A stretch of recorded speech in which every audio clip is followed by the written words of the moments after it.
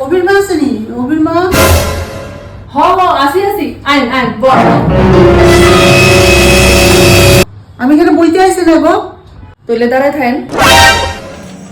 না না বল বল বল বল বল।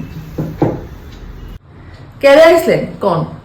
তোমার ছেলেকে আমি কমপ্লেন করতে আইছি। আইসে তুই আবার কিতা করছে গো? আমার মেয়ে শেফালি রে তোমার পোলায় চোখ টিপ দিছে, তাই কলেজে যেতে আসলো। কিতা?